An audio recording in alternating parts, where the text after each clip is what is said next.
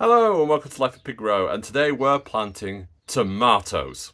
Now, I always prepare my beds because they've been here all winter. I've added new compost, but I'm also adding a little bit of lime, which you can see here, and I've added some eggshell and some bloodfish and bone. And all I'm going to do is tickle that in like so, and it's in then. And now we're going to look at how to plant the tomatoes.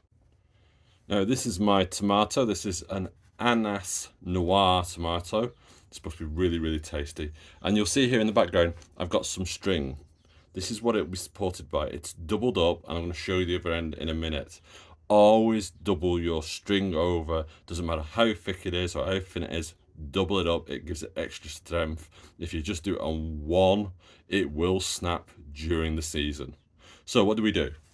Well, first, we're just going to take the tomato, take the label out like so, pop it out. Let's have a see what the root run's like. And as you can see here, fantastic root run. And all I'm going to do is move the string out of the way, and I'm going to remove these lower leaves because I don't need them. And I've always done this. And what I'm going to do now is I'm going to plant it up to the first set of leaves.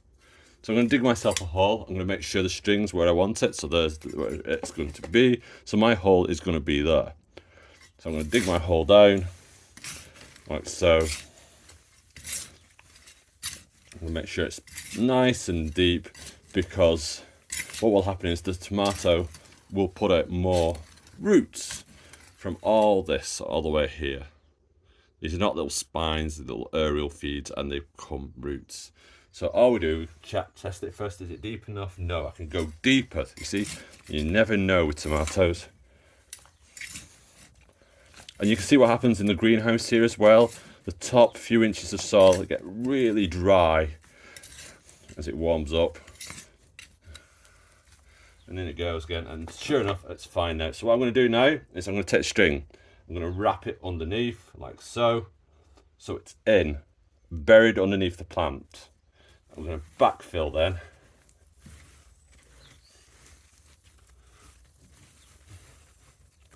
Yeah, there's my tomato plant in the ground. Now I'm going to show you what I'm going to do at the other end. So that's the top end of the string, as you can see here, and it's on a wire that runs across the greenhouse. And all I'm going to do is I'm going to put a loose knot halfway down. And the reason for that is I don't want to tie it off, because I might have to tighten it up during the season, and normally I do. And that kind of knot means I can move it backwards and forwards. And all I'm going to do now, as you can see, the string still a bit loose, doesn't matter, is that I'm going to show you how the tomato is supported. So we're back with the tomato, as you can see, and all I'm going to do now is I'm going to take it like so and wrap it around. That's what you do as it grows up further and further. There you are, the tomatoes now supported, and I'll keep going and keep going and keep going.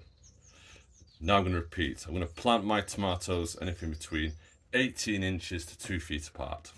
So that'll be it then, wouldn't it? I've planted my tomatoes, but why do I need these and this? Well, I'm going to show you now why this will keep away all the nasties, and this will help feed your tomatoes.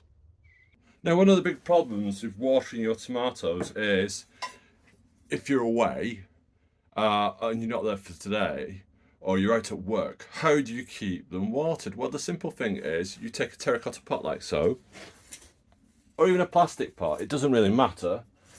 You dig a hole and you sink it in, and that acts as a primitive ola.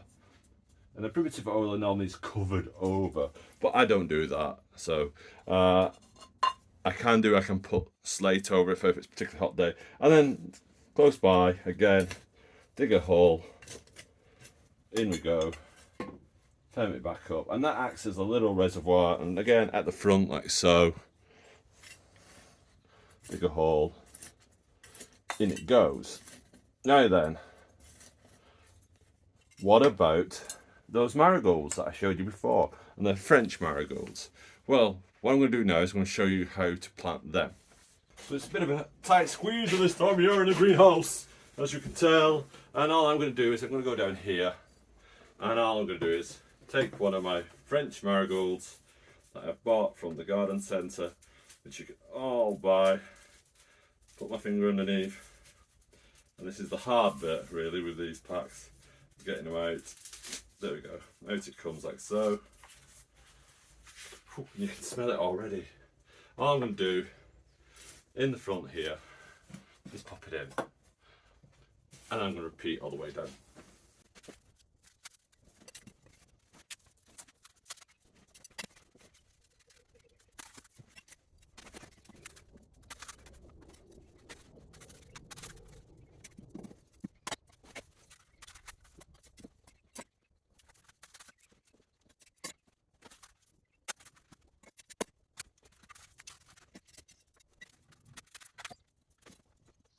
And that's it. That's my tomatoes planted. And I've been ruthless. I've only kept out of about 50. I've kept, let's just see, 4, 8, 12, 15, 17, 18, and 3 spur. So I've kept on less than half. I've been so ruthless. Any sign of fatigue, yellowing of leaves, all that jazz, gone. You know, and that's what I do. You know, and that's the great thing about growing from seed. I can select the best plants, and what I'll do at the end of this year is I'll take seed from those plants, and the next generation is born. So I am growing, for everyone who wants to know, Annas Noir. I am growing Brad's Atomic Grape. I'm looking on the ground here to surprise me what I'm growing. I'm growing Golden Sunrise. I'm growing San Manzano, Gardener's Delight, Shimmer, and what's my final one? Saint Pierre. I had to look over my shoulder then to find out, but that's what I'm growing.